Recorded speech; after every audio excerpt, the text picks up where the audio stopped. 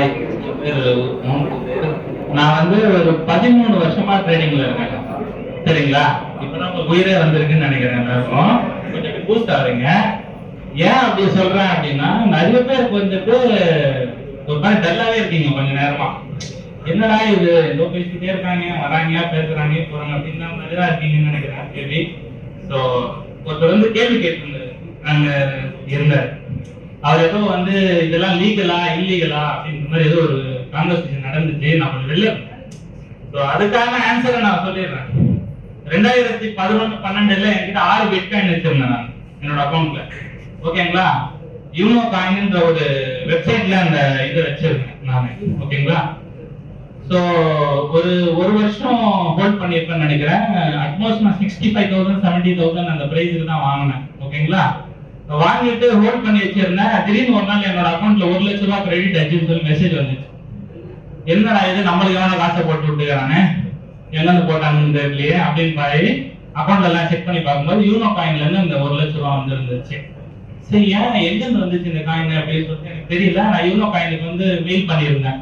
ஆக்சுவலா எனக்கு வந்து உங்க இதுல எனக்கு வந்து 1 லட்ச ரூபாய் வந்துருக்கு.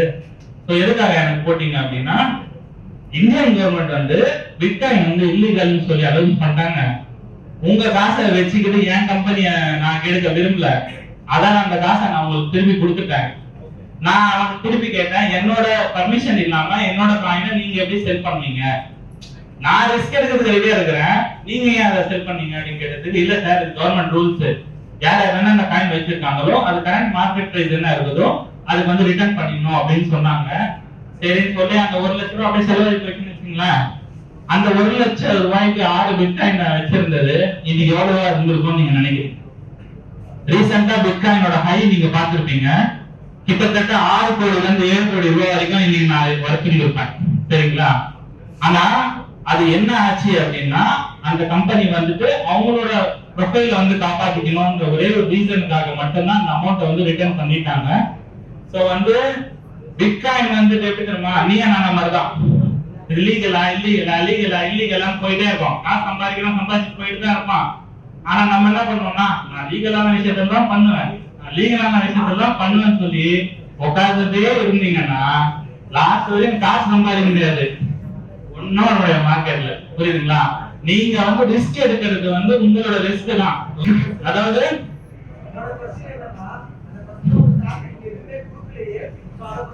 ஓகே, நீங்க கேட்டீங்களா? ஓகே, கிரிப்டோ கரன்சி அப்படின்னு சொல்லி நீங்க கேட்டீங்க.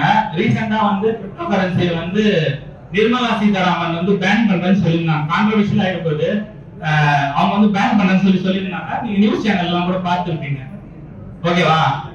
பார்த்துருக்கீங்களா? எல்லாரும் பார்த்துருவீங்க கண்டிப்பா. அதே நிர்மலா சீதாராமன் கொஞ்ச நாளைக்கு முன்னாடி பிட்காயின்ல இந்த கிரிப்டோ கரன்சி என்னால பேன் பண்ண முடியாதுன்னு சொல்லி நியூஸ் போட்டாங்க. பாத்தீங்களா? பார்த்திருப்பீங்க. இல்ல நான் சொல்றேன் ரீசன் சொல்றேன். சரிங்களா?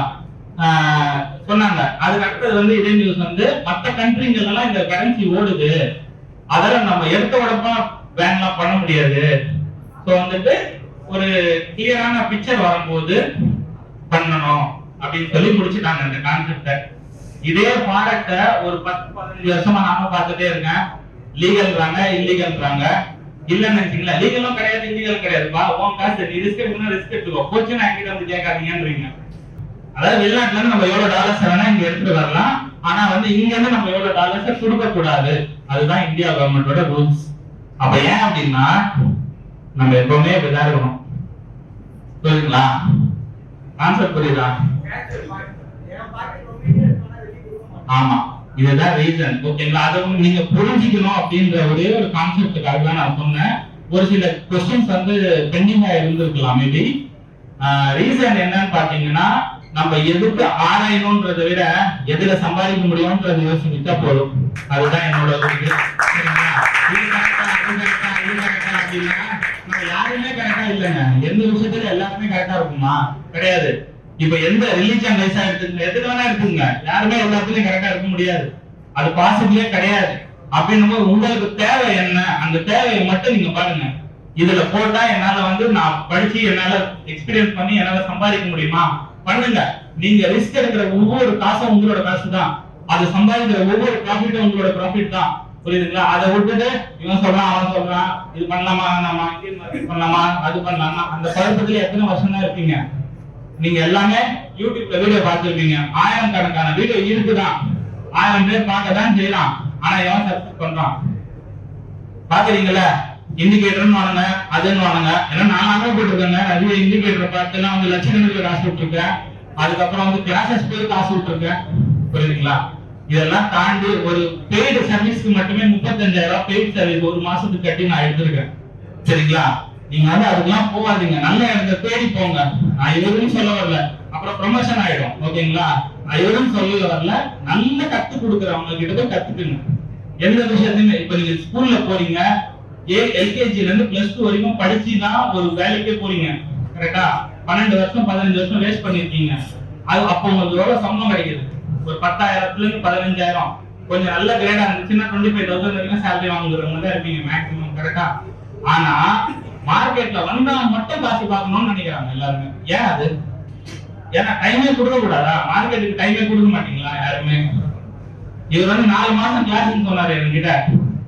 நான் எல்லாம் மத்த இடத்தெல்லாம் பார்த்தேன், 5 நாள் கத்து கொடுத்து அனுப்பிச்சு விட்டாங்க. இந்த மனுஷன் 4 மாசம் இருந்து 4 மாசம் நம்மளால கிளாஸுக்கு வர முடியுமா அப்படின்னு நினைச்சு வந்தவன் நானு. ஆனா 4 மாசத்துல ஒரு நாள் கூட ஆப்சென்ட் ஆகாம இந்த கிளாஸ் அட்டெண்ட் பண்ணிருக்கேன்.